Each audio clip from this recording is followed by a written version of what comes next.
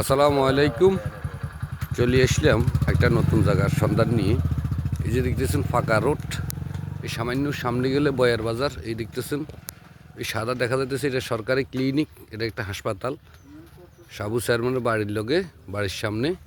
তো এখানে এই রাস্তার সামনে এই যে দেখতেছেন, এদিকে একটা আবার লিন্ডে আছে, আর এইদিকে ওইদিকে আর একটা রাস্তা আছে। সামনে ফাঁকা রোড, সাইডে একটা কাঁচা রোড। এই দুই রাস্তার মুখে এখানে ৫-৫০% জায়গা বিক্রি করা হবে। তো এটা নোয়াখালী সদর উপজেলার ধর্মপুর ইউনিয়ন, ধর্মপুর মৌজা। এই আশপাশের পরিবেশ দেখতেন, খাজুর গাছ ছিলছে এই সুন্দর পরিবেশের মাধ্যমে। এই যে দেখতেছেন সাইডের দিকে একটা কাঁচা রাস্তা, আর ওই সাইডে আরেকটা আবান্দিনে আছে। এই যারা খাওয়া রয়েছে এখান থেকে, এখানে ফাঁকা রোডে একটা সুন্দর প্লট। তো এখানে জমির পরিমাণ ৫-৫০%। এই যে দেখাইতেছি, আমি আর একটু হিসে যাই এই সাইডের রাস্তা দিই।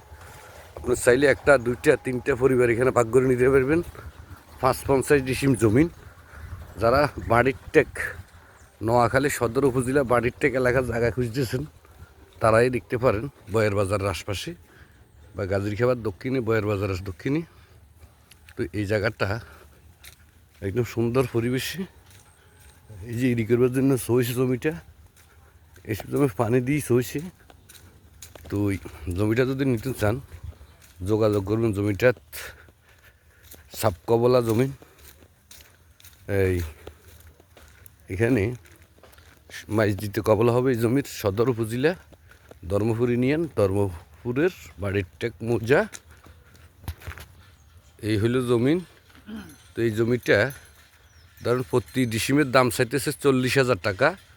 আপনারা কথাবার্তার মাধ্যমে, যোগাযোগের মাধ্যমে নিতে পারেন। আরও কিছু কথাবার্তার মাধ্যমে এদিক সেদিক করা যাবে। 40,000 চাইতেছে বর্তমানে এই ফাঁকা রোডের লগে এই জমিটা।